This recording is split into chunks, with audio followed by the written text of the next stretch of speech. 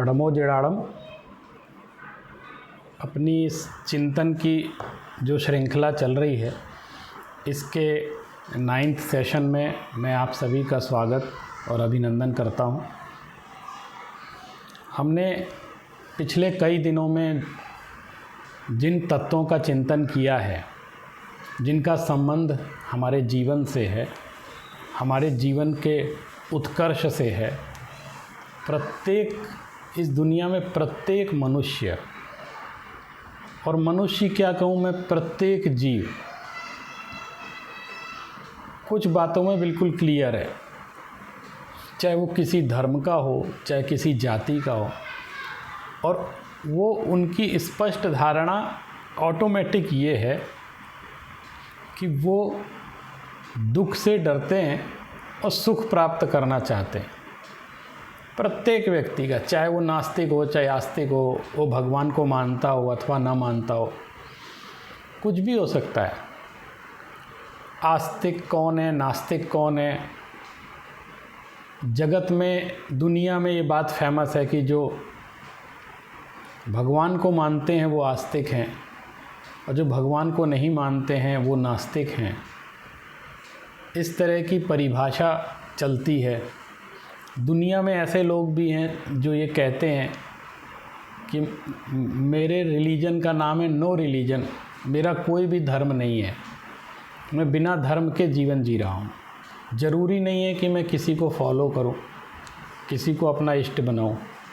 तरह तरह की मान्यता इस दुनिया में है, लेकिन इन सबके पीछे एक धारणा ये है कि हर व्यक्ति सुख की तरफ भाग रहा है और दुख से घबराता है। दुख कोई भी नहीं चाहता, लेकिन दुख फिर भी होता है। हमारे चाहने से दुख रुकता नहीं है, हमारे चाहने से दुख दूर नहीं होता है, और हमारे चाहने मात्र से सुख उपजता भी नहीं है। सुख आ जाएगा चला जाएगा, दुख आएगा चला जाएगा। ये एक जीवन का नियमित क्रम है जो सबके साथ चलता रहता है और हर व्यक्ति के जीवन के अनुभव में आता है। लेकिन इन सब चक्करों में, इन सब बातों में देख करके भी कुछ बातें ऐसी निकल करके आती हैं कि यदि वो कला जीवन की मनुष्य सीख लेता है तो वो इस संसार में रह करके भी इस संसार से भिन्न रह लेता है। वो कीचड़ में जैसे कमल खिलता है, वैसे कीचड़ में रहकर भी कमल की भांति इस कीचड़ से भिन्न अपने स्वरूप को आगे रखता है। संसार में रहकर भी संसार से जुदा रह जाता है, भीड़ में रह कर के भी भीड़ से अकेला रह जाता है। एक कला है और उस कला को कहते हैं भेद विज्ञान की कला। एकमात्र वही एक कला है जब आप सब कुछ करते हुए भी उससे भिन्न रह सकते हैं, सब कुछ होते हुए भी उससे विरक्त रह सकते हैं, अगर उसकी कला आ जाती है। आज हमको जो चीज़ समझनी है वो ये है कि कल तक हमने त्याग के बारे में समझा था। तो जो त्याग था, जब वो त्याग अपने सुप्रीम लेवल पर पहुंच जाता है तो आप समझ लो वो आकिंचन्य हो जाता है। आज की हमारी चर्चा का विषय है आकिंचन्य। ये एक बड़ा तकनीकी शब्द है और महत्वपूर्ण भी है। प्रायः हम लोग आकिंचन्य का मतलब अपरिग्रह ही समझते हैं, परिग्रह नहीं होना ये आकिंचन्य है। लेकिन सिर्फ इतना ही नहीं है, इसके बहुत सूक्ष्म अर्थ भी हैं। न किंचन, मम न किंचन, मेरा कुछ भी नहीं है। जिस व्यक्ति के अंदर इस भाव का विकास हो जाएगा कि उसका कुछ है ही नहीं, यानी उसका है क्या, पहले ये निश्चित करें हमारा है क्या। जिस व्यक्ति को इस बात का बोध हो जाएगा कि मेरा कुछ है नहीं, तो परिग्रह का भाव उसका विकसित ही नहीं होगा, उसके अंदर मूर्छा आएगी नहीं, आसक्ति आएगी नहीं। आसक्ति का विकास होता है नित्यता के कारण। हम जो क्षणभंगुर पदार्थ हैं, अनित्य पदार्थ हैं, जिनका कोई वजूद नहीं है, जो क्षण क्षण में बदलते रहते हैं, उनकी नित्यता की कामना करते हैं। ये कितना बड़ा मिथ्यात्व है, कितना बड़ा रॉन्ग परसेप्शन है, अज्ञान है। जैसे बहुत स्थूल रूप से समझें, धन यानी पैसा, ये नित्य है कि अनित्य है? हमारा शरीर ये नित्य है कि अनित्य है? ये स्वरूपतः अनित्य हैं, बदलते रहते हैं, ये एक पर्याय है। मूल द्रव्य कुछ और है।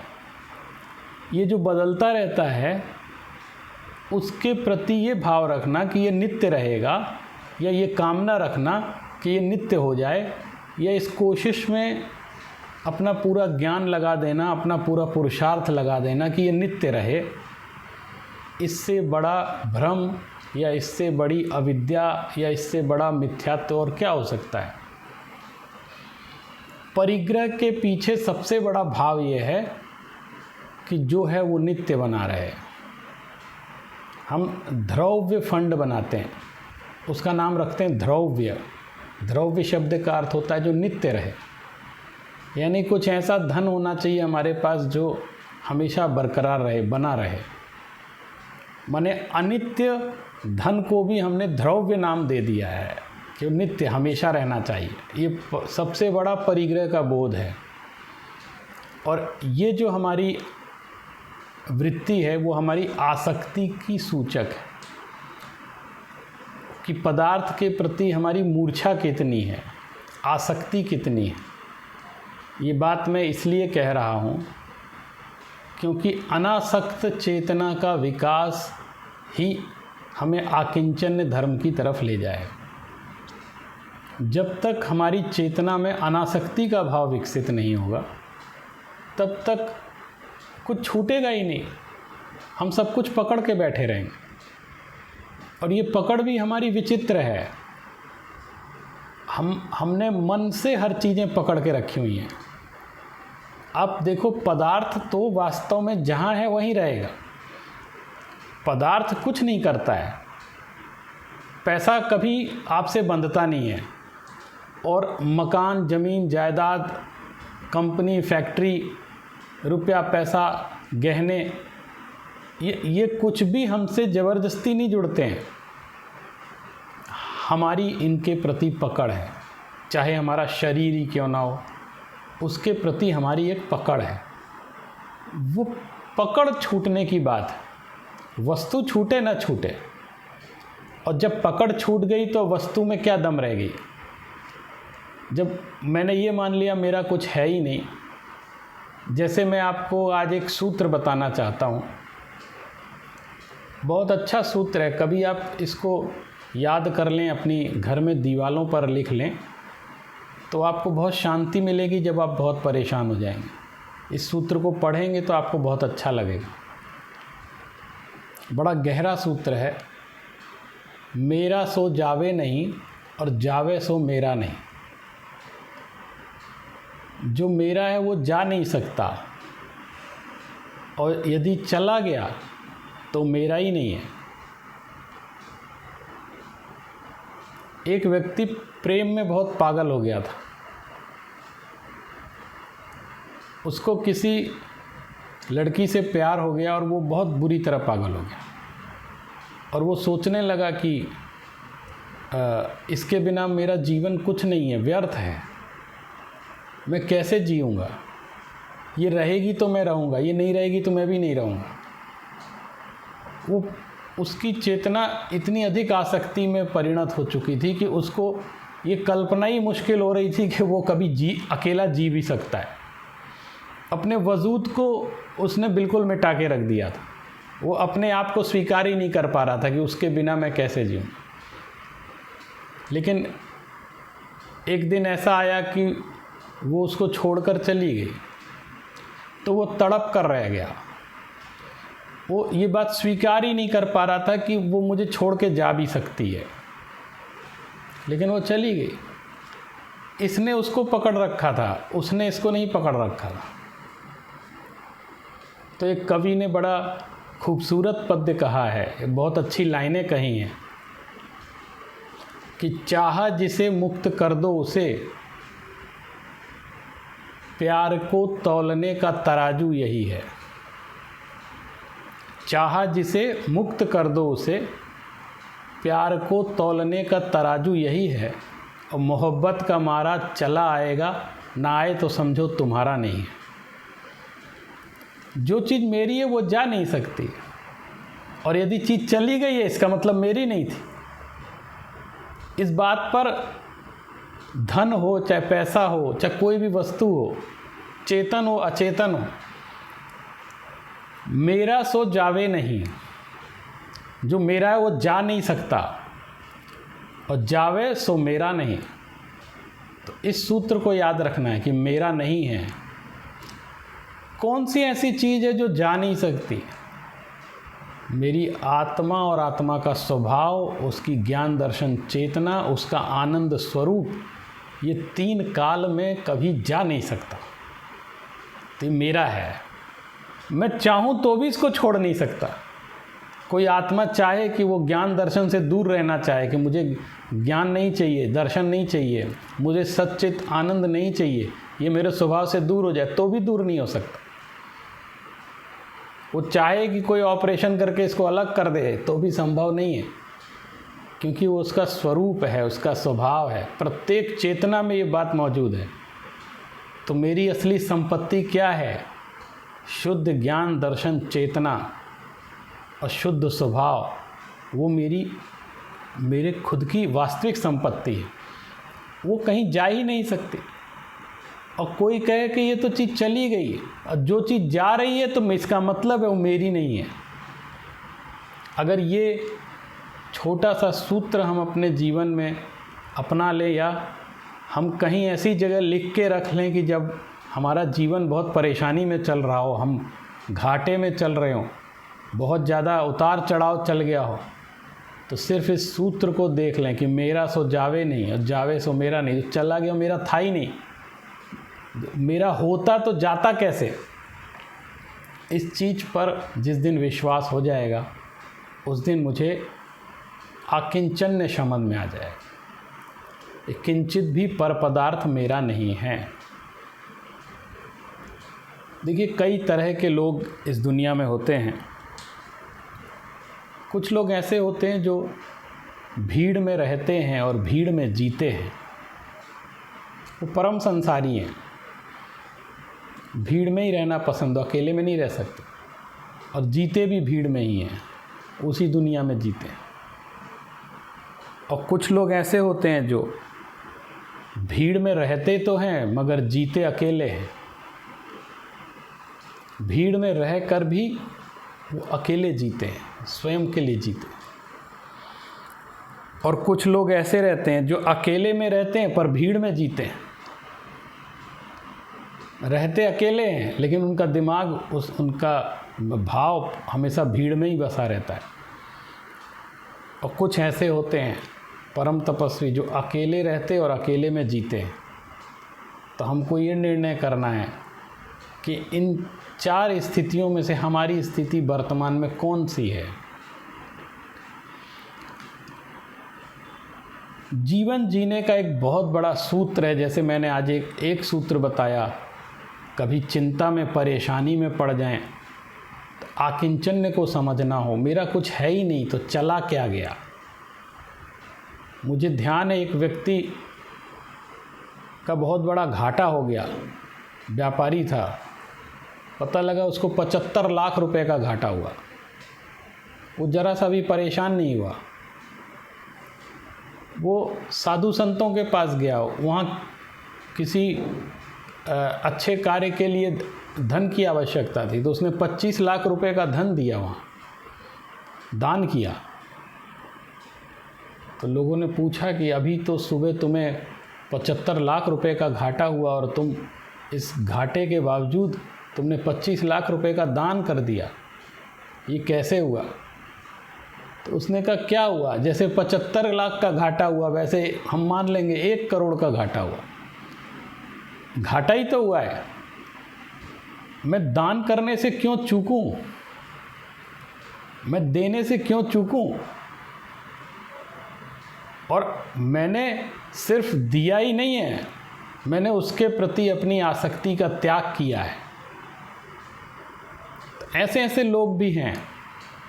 हमको कभी लगता है कि परिग्रह का भाव अमीरों के पास होता होगा, क्योंकि सबसे बड़े परिग्रही हैं, उनके पास बहुत धन दौलत है, बड़े बड़े बंगले हैं, बहुत बड़ा व्यापार है, गाड़ियां हैं, तो बहुत बड़े परिग्रही होंगे। और कम पैसे वाले मध्यम वर्गीय, कोई गरीब, इसके पास तो कुछ है ही नहीं, ये इसके पास क्या परिग्रह है? अगर ऐसा है तो हम सिर्फ बाहर के परिग्रह को देख रहे हैं। आचार्य उमा स्वामी संस्कृत में लिखते हैं मूर्छा परिग्रह।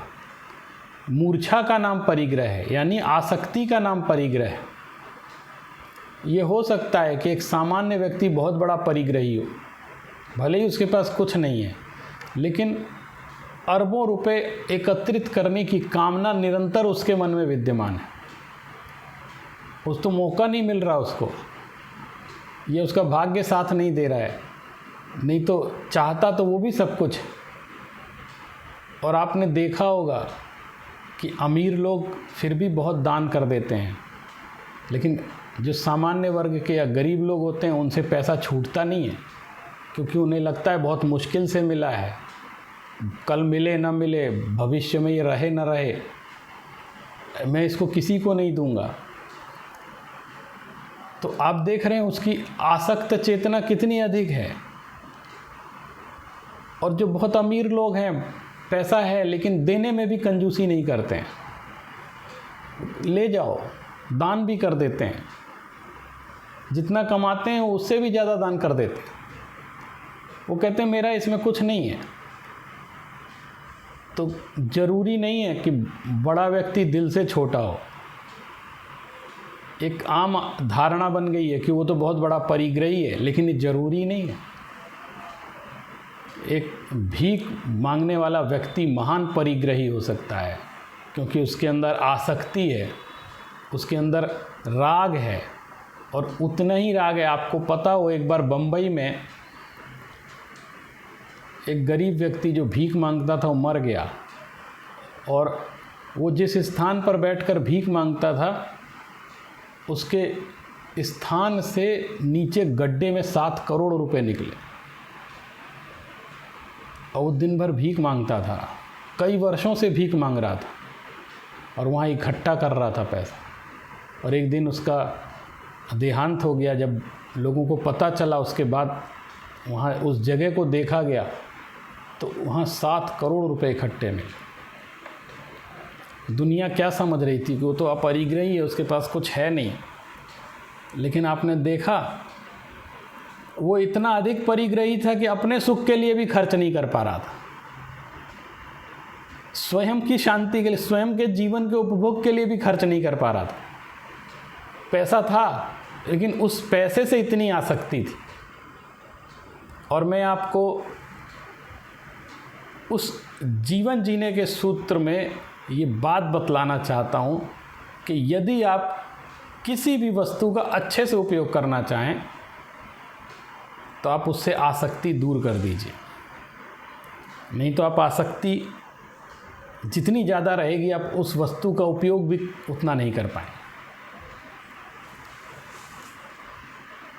जैसे मैं आपको उदाहरण दूँ, एक पेन है, इससे मैं इसलिए लिख पा रहा हूँ क्योंकि मेरी इसमें उतनी आसक्ति नहीं है।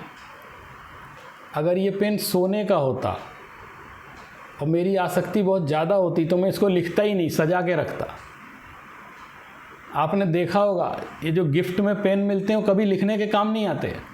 जो महंगे महंगे पेन होते हैं उनसे कभी नहीं लिखा जाता, वो हमेशा रखे रखे सूख जाते हैं। लोग इस डर के मारे कि इसका उपयोग नहीं करना है, वो यूज़ ही नहीं करते हैं उसको, क्योंकि उसमें आसक्ति ज़्यादा है, कहीं ख़राब नहीं हो जाए, इसलिए वो ख़राब हो जाते हैं, उनका उपयोग नहीं किया जाता है। जो बहुत महंगे पेन होते हैं उनको लोग प्रयोग नहीं करते हैं, और 10 रुपये के पेन को सबसे ज़्यादा प्रयोग किया जाता है, क्योंकि उसमें आसक्त चेतना नहीं है। खो जाए तो गम नहीं, 2 रुपये से कम नहीं। आपने सुना होगा एक बस में एक व्यक्ति चेन बेच रहा था, स्वर्ण की चेन, और वो इस बात का विज्ञापन कर रहा था, ये शब्द बोल रहा था कि सोने से कम नहीं, और खो जाए तो गम नहीं, और 2 रुपये से कम नहीं। यानी खो जाए तो गम नहीं, क्योंकि ये सोना ही नहीं है, लेकिन देखने में सोना जैसा लगता है, क्योंकि इसकी कोई कीमत नहीं है, इसलिए खो जाएगा तो कोई गम नहीं होगा। तो जो चीज़ हमारे लिए जितनी अधिक कीमती होगी, उसके खो जाने पर हम उतने ही दुखी होंगे। यानी जिस चीज़ के प्रति हमारी जितनी अधिक आसक्ति होगी, उसके विरह हो जाने पर उतनी अधिक दुख होगा। तो दुख से बचने का सबसे बड़ा उपाय है कि हम अनासक्त चेतना का विकास करें। जितनी आसक्ति कम करेंगे, उतना ही ज़्यादा अच्छे से जिएंगे। हम उपभोग भी यदि संसार में करना चाहते हैं, तो अगर अच्छे से तभी उपभोग कर पाएंगे कि उसके प्रति हम आसक्ति कम रखेंगे। जैसे आपके पास बहुत बढ़िया कार है, बहुत महंगी कार है, अगर बहुत ज़्यादा आप आसक्त हो जाएंगे तो उसको चलाएंगे ही नहीं, कि कहीं ये ख़राब नहीं हो जाए, इसमें खरोच ना लग जाए। अगर आपको उसको चलाने का आनंद लेना है तो उसके प्रति आपको आसक्ति थोड़ी कम करनी पड़ेगी, ताकि वो आप चला सकें, उसका उपयोग कर सकें। तो ये जीवन जीने का सूत्र है। आज एक और सूत्र आपको बताता हूँ। जैसे मैंने कहा कि मेरा सो जावे नहीं और जावे सो मेरा नहीं, उसी तरह जीवन जीने का, अनासक्त पूर्वक जीवन जीने का एक बहुत बड़ा सूत्र है कि जिए बाहर लेकिन रहें भीतर। ये बैलेंस यदि हमने अपने जीवन में बना लिया तो हम कभी दुखी नहीं हो सकते। हमको बाहर रहना नहीं है, रहना भीतर है। सिर्फ बाहर जीना है, क्योंकि हमको दुनिया में रहना है, हमें दुनियादारी भी निभानी है। इसलिए हमेशा भीतर रह करके बाहर जिया जाता है। और जिसने इस कला का विकास कर लिया, वो व्यक्ति अनासक्त चेतना को समझ जाएगा, वो व्यक्ति अपरिग्रह को समझ जाएगा, और वो व्यक्ति अकिंचन हो जाएगा। यदि परिग्रह को हम सिर्फ बाहर से ही तोलेंगे तो हम बहुत फंस जाएंगे। एक और परिग्रह बताया गया, वो परिग्रह है गलत विचारों का परिग्रह है, गलत दृष्टिकोण। अगर हमारी मान्यता ही उल्टी होगी, यदि हमारा नॉलेज ही गलत होगा, यदि हमारी श्रद्धा ही गलत होगी, जो चीज़ जैसी है हम उसको वैसा ना जानकर अन्यथा जानेंगे, तो कभी जीवन में अकिंचन का भाव नहीं आएगा। जो चीज़ अनित्य है उसको हम नित्य स्वरूप करने की कोशिश कर रहे हैं। ये भ्रम नहीं है तो और क्या है, ये माया नहीं है तो और क्या है। वो कभी नित्य होगा नहीं और हम नित्य करने की कोशिश कर रहे हैं। जैसे हमारा जीवन है, ये भी अनित्य है, लेकिन कौन चाहता है कि हम तुरंत मर जाएं? कौन नहीं चाहता हम 100 साल 2 साल जिएं? और उस दिशा में हमारा पूरा प्रयास भी रहता है, लेकिन फिर भी हम उतना रह नहीं पाते हैं। जो जिसकी आयु जितनी उतनी ही रहता है। अमर नहीं हो सकता व्यक्ति, लेकिन अमरत्व की पूरी कोशिश हम करते हैं, सबसे बड़ा भ्रम है। और जिस दिन हमारी आत्मा से मिथ्यात्व का विलय हो जाएगा, उस दिन सारे परिग्रह अपने आप छूट जाएंगे। और परिग्रह छूटना क्या है? परिग्रह जो चीज़ जहाँ है वैसी ही पड़ी रहे। हमको उस पे से सिर्फ दृष्टि हटानी है, नहीं तो हम क्या क्या चीज़ें हटाएंगे। या तो हम खुद भाग जाएं या चीज़ों को भगा दें। सिर्फ अपनी दृष्टि परिवर्तन करना है, सिर्फ दृष्टि को मोड़ना है। दृष्टि बाहर की तरफ है, उसको अंदर की तरफ। जब हम अंदर के संसार को प्राप्त कर लेंगे तो हमें बाहर वस्तुओं की आवश्यकता ही नहीं रहेगी। आप ये समझ लीजिए, जो अंदर से जितना अधिक खाली है वो बाहर से उतनी ही अधिक वस्तुएं इकट्ठी करता है। अगर किसी व्यक्ति को बहुत सामान इकट्ठा करने का शौक़ है तो आप समझ लेना आप अंदर से उतना ही ज़्यादा खाली है। वो उसकी पूर्ति बाहर की सामग्रियों से कर रहा है और वो कभी पूरी होने वाली नहीं है। अंदर के खालीपन को भरने के लिए हम बेजान वस्तुओं का भंडार लगा लेते हैं अपने आसपास, और उन बेजान वस्तुओं के भंडार के बीच में एक अकेला चेतन फंस करके सोचता है कि मैं कहाँ आ गया, ये चीज़ें मुझे क्या दे सकती हैं। खुद से कब तक भागेंगे? खुद से भागने के लिए कोई अवकाश ही नहीं है। अच्छा ये है कि हम खुद को जान जाएं, खुद में ही रम जाएं और पर वस्तु को तिलांजलि दे दें और ये मान लें कि इस जगत में कुछ मेरा है ही नहीं। आचार्य लोग कहते हैं न किंचन मम, मेरा कुछ भी नहीं है। ये पदार्थ तो मेरे हैं ही नहीं, ये शरीर भी मेरा नहीं है, मैं आत्मा हूँ। आत्मा में राग द्वेषादि जो भाव हैं वो भी मेरे नहीं हैं। आत्मा में जो कर्म बंधे हुए हैं, जो एक क्षेत्रावगाह से इकट्ठे हैं, अनादिकाल से रह रहे हैं, वो भी मेरे नहीं हैं। मैं कर्मों के कारण से जो रागादि भाव हमारे हो रहे हैं वो भी मेरे नहीं हैं। इतना सूक्ष्म चिंतन अकिंचन में किया जाता है। जब कोई रागादि भाव भी पर हैं, पुद्गल के हैं, चेतना के नहीं हैं, क्योंकि मैं एक शुद्ध ज्ञायक स्वरूप भगवान आत्मा हूँ। ये मेरा स्वभाव है, और जो मेरा स्वभाव है, मेरा सो जावे नहीं और जावे सो मेरा नहीं। यह जो वस्तु का स्वभाव है, इस पर जिसको श्रद्धान हो जाता है वो तीन काल में भी कभी आसक्त हो ही नहीं सकता। किस चीज़ के प्रति आसक्ति रखेगा? और यदि रख रहा है इसका मतलब है हमको उस बात पे भरोसा नहीं है। एक श्रद्धान बहुत बड़ी चीज़ होती है। एक फ़कीर था, वो क्या करता था कि दिन में लोग उसको कुछ दे जाते थे तो ले लेता था, और रात होने से पहले वो बांट देता था सारा सामान। रोज़ लेता था, रोज़ बांट देता था। तो किसी ने कहा कि कल अगर नहीं मिला तो क्या करोगे? आज यदि बच गया है तो कल के लिए रख लो। वो कहता था नहीं, जिसने मुझे जीवन दिया है वो कल भी मेरी व्यवस्था करेगा। उसको भगवान पर भरोसा था,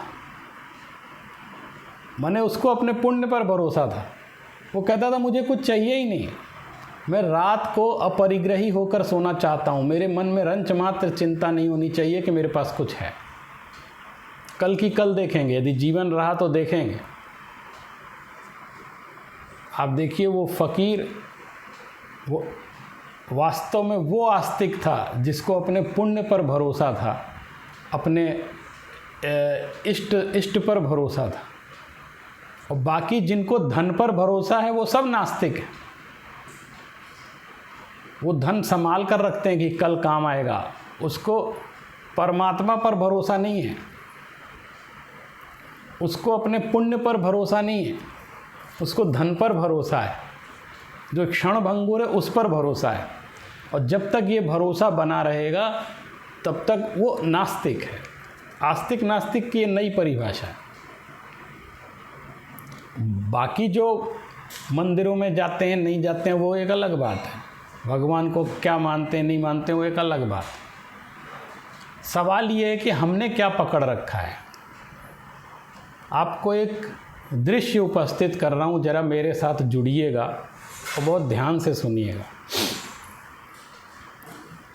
इससे आपको पता चलेगा कि बंधन किसको कहते हैं, स्वतंत्रता किसको कहते हैं।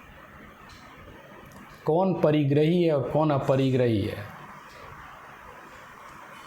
आप लोग कभी चिड़ियाघर गए होंगे, ज़ू गए होंगे देखने के, सब लोग जाते हैं, बच्चों के साथ जाते हैं। वहाँ पर आपने पिंजरे में बंद शेर को देखा होगा और पिंजरे के बाहर एक ताला लगा देखा होगा। मेरा आपसे प्रश्न है कि वो ताला किसके लिए लगाया गया है? वो जो पिंजरे पर ताला लगा है वो किसके लिए लगा हुआ है? शेर के लिए लगा है कि हमारे लिए लगा है? वो ताला, शेर को ताले की ज़रूरत नहीं है, वो शेर को आवश्यकता नहीं है इसकी। वो ताला हमारे लिए लगा है कि कहीं शेर बाहर ना आ जाए। और हम कहते हैं शेर ताले में बंद है। ताले में शेर नहीं बंद है, ताले में हम बंद हैं। आप देखो, कभी शेर सोचता होगा तो वो देखता होगा कि ये पागल लोग हमें देखने आए हैं और इन्होंने ताले लगा रखे हैं मुझसे डर के मारे। वो सोचता होगा शेर कि इतने सारे लोग इकट्ठे होकर मुझे देख रहे हैं और ताला लगा रखा है, ज़रा खोल के बताओ फिर बताता हूँ। तो ताला हमने शेर के लिए नहीं लगाया, ताला अपने लिए लगाया। और दूसरी बात, बंधन में कौन है? शेर है कि हम हैं? एक दृष्टि से आपको लगेगा कि हम तो स्वतंत्र हैं, कहीं भी आ जा सकते हैं। हम पिंजरे के अंदर थोड़े ही हैं, पिंजरे के अंदर तो शेर है, तो बंधन में तो शेर है। ये संसार की स्थिति है। अभी जो प्रेजेंट सिनेरियो, अभी आज की हमारी ज़िंदगी है, वो ये है कि शेर पिंजरे में बंद है और हम स्वतंत्र हैं। लेकिन ठीक सोचने का तरीका आप देखिए, शेर पिंजरे के अंदर बंद होकर भी कभी ये स्वीकार नहीं करता कि मुझे बंधन स्वीकार है। आपने शेर को कभी जब गए होंगे तो आपने इसे सोते नहीं देखा होगा, वो दहाड़ता रहता है, बिना काम का चिल्लाता रहता है और घूमता रहता है गुस्से में इधर उधर। पिंजरे के अंदर भी क्रोधित होकर इधर उधर घूमता रहता है। वो पिंजरे में बंद होकर भी उसको गुलामी स्वीकार नहीं है। वो इस चीज़ को स्वीकार ही नहीं करता है कि मैं बंधन में हूँ या मैं बंधन में रह सकता हूँ क्योंकि मैं शेर हूँ। वो अपनी स्वतंत्रता की घोषणा चिल्ला चिल्ला करके, दहाड़ दहाड़ के करता रहता है कि मैं स्वतंत्र हूँ, ये बंधन मेरे लिए कुछ नहीं है।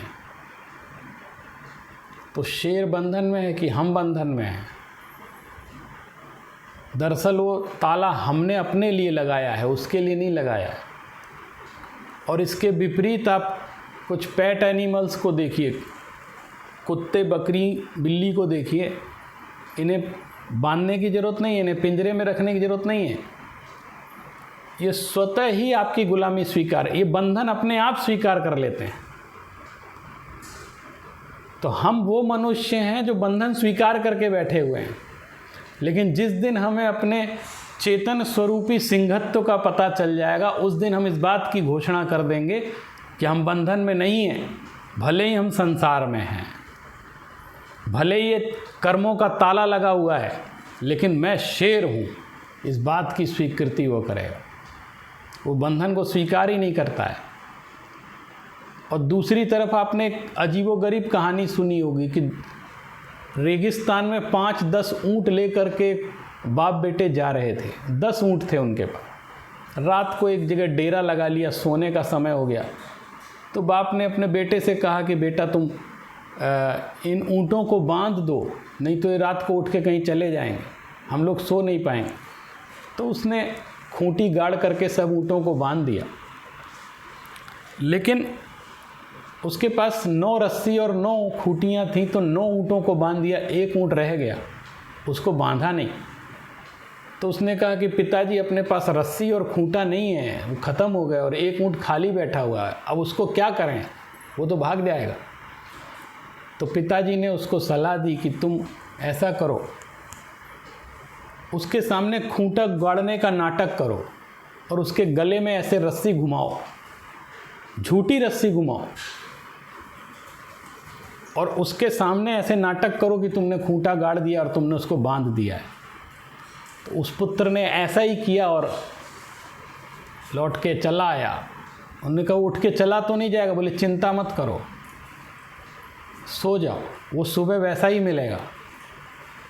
तो वो ऊँट निकल के नहीं गया, 10 के 10 ऊँट ज्यों के त्यों थे। अब बारी सुबह चलने की आई, यात्रा की आई, तो उसने कहा सारे खूंटे उखाड़ो और चलो। तो उसने 9 खूंटे उखाड़े, रस्सी निकाली और सब ऊँटों को उठाया, सब ऊँट चलने लगे। वो ऊँट नहीं उठा वहाँ से। तो उसने कहा पिताजी उठ ही नहीं रहा है। तो बोले तुमने इसका खूंटा निकाला कि नहीं, इसकी रस्सी निकाली कि नहीं? तो बोले तो बंधी नहीं थी। अरे तुमको लग रहा है नहीं बंधी थी, उसको तो पता है ना कि बंधी थी। तो जैसे नाटक करके तुमने इसकी रस्सी बांधी थी वैसे नाटक करके खोलोगे तो ये उठेगा। तो बंधन में कौन है, आसक्त कौन है? हमने चीज़ों को अपने से बांध रखा है, चीज़ों ने हमको नहीं बांध रखा है। पकड़ हमारी है, शरीर के प्रति भी पकड़ हमारी है। शरीर ने हमें नहीं बांधा है, हमने शरीर को बांधा हो। इस पकड़ को छोड़ने का नाम अनासक्त चेतना है, यही आकिंचन्य है। तो इस तरह आकिंचन्य का विकास हम अपने जीवन में करें और पर पदार्थ के प्रति आसक्ति को छोड़कर अपनी शुद्ध अनुभूति को प्राप्त करें। आप सभी ने मेरी बात को बहुत गंभीरता से सुना, इसके लिए आपको बहुत बहुत धन्यवाद।